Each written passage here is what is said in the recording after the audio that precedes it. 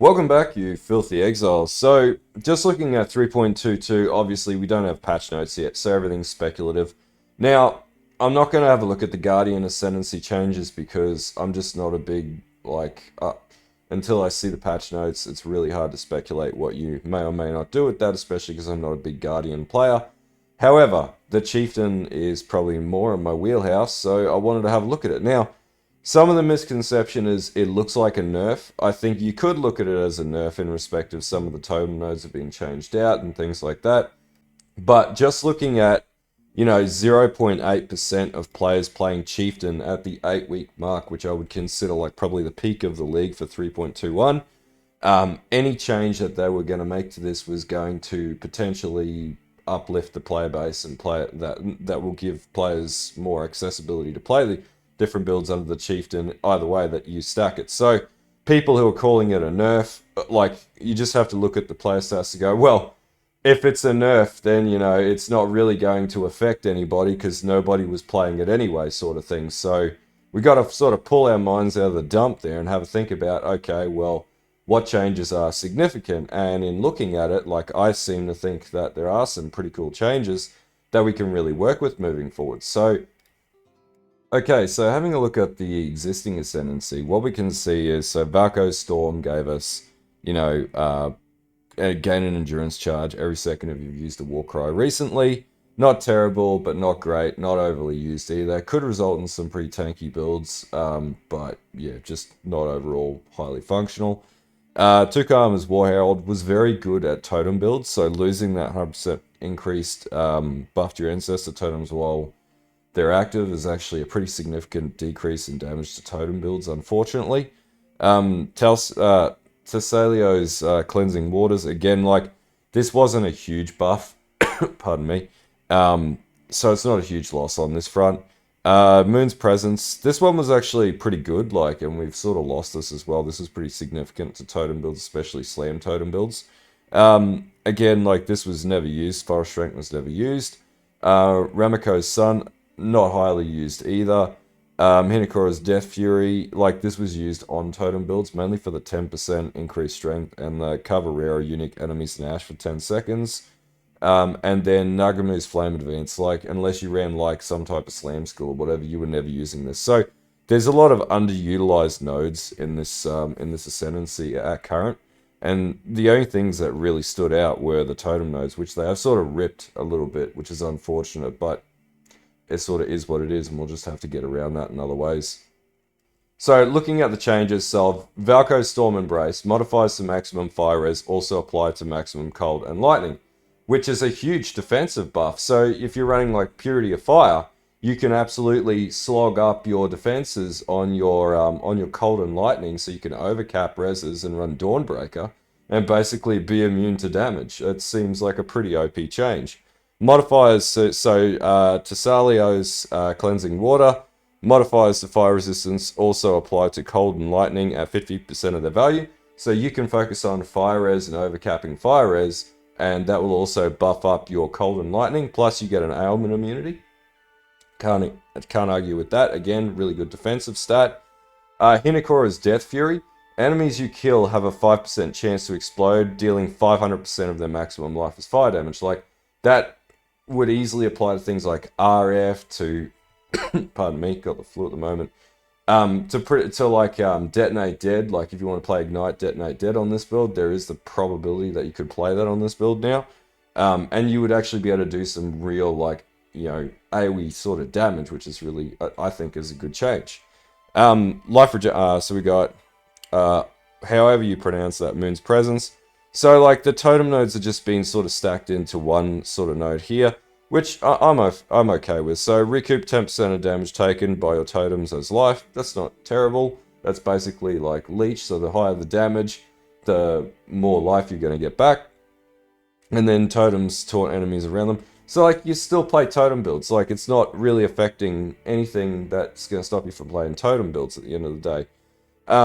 Nagamu's Flame Advance, non-unique jewels increases and reductions to other damage types and large radiuses to be transformed to fire damage.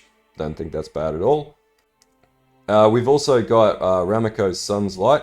So nearby enemies have no fire resistance against damage over time while you are stationary. Again, ultimate RF build, and I'm sure like Pox is already theory crafting this, because these nodes here plus that node equals absolutely freaking, and plus the Hinekora's Death Fury, absolutely insane possibilities for RF, coupled with Unbreakable from the Jug, where you stack armor as well. So you could stack armor plus have all this overcap reses without running Melting of the Flesh and run Purity of Fire, and then have Explode, have, you know, basically just stand on enemies and they have no resistance to your, you know, RF burn. So you could just rip through enemies but while face tanking them at the same time. So it seems like a pretty OP change to me. Now, the other things looking at it is, so Tower's Forest Strength. Trigger level 20 Towers chosen when you attack with a non-Val Slam or Strike skill near an enemy. So this in particular seems like a really good opportunity that you could play Molten Strike. You could play potentially Tectonic Slam. Wouldn't suggest Tech Slam at League Start though. And you could also probably run, well, those would be the two that I would come out with like from the onset. And I was thinking maybe Fire Sunder and run it as like a strength stack build, which sort of makes sense to me. Like running a Brutus Lead Sprinkler with Crown of the Eyes and things like that. Sort of, you know, seems like it might be the contender in this sort of situation. And then we've got Tukahama's War Herald, which I like the most, which gives you skills from the equipped body armor supported by level 30 Ancestral Call, i.e. Molten Strike. That's a free 7 link. And then skills from equipped body armor are supported by a level 20 Fist of War. So in that case, if you're running like Tech Slam or Fire Sunder, you would automatically get Fist of War for every time it recharges, and then Tower Forest Strength for when it's like in between.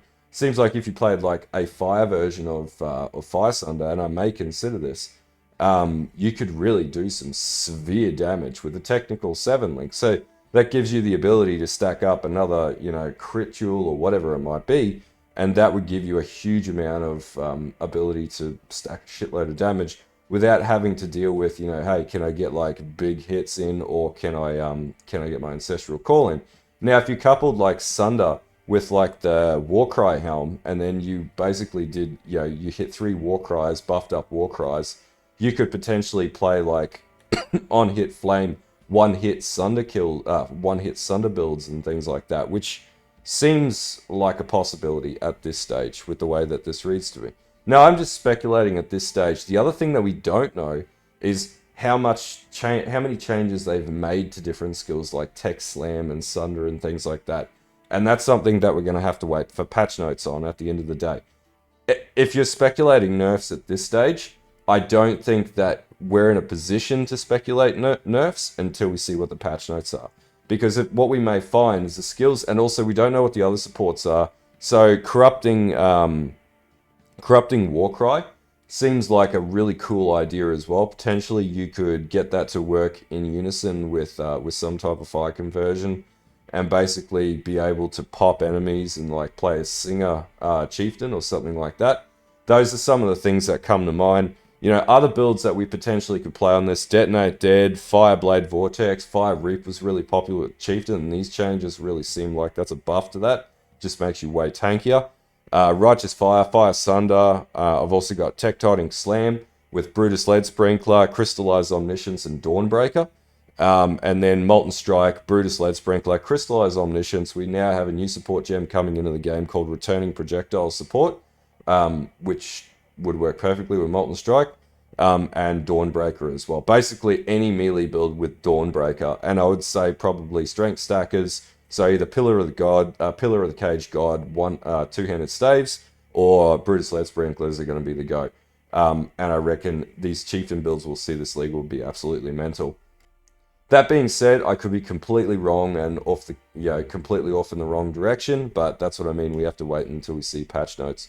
But anyway, those are some of my thoughts around the changes. I don't think they're bad. I like looking at the stats. Like nobody was playing this Ascendency at week 8, and then week 16. Obviously, it's like it would be even lower. So once we load up, oh no, 0.09. Maybe people started playing it.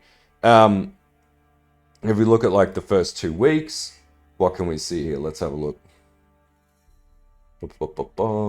Yeah, 0.4%. So, like, yeah, if you're speculating, oh, this is a nerf to an already pretty shit Ascendency, like, you got to be crazy. Yeah, no, I think that this is potentially a buff in every possible way, but we'll find out when we see the patch notes. But anyway, that's my thoughts on the new changes to the Chieftain.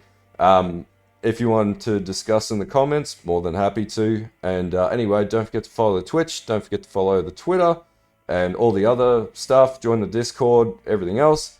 And until next time, I'll see you guys later, and bye.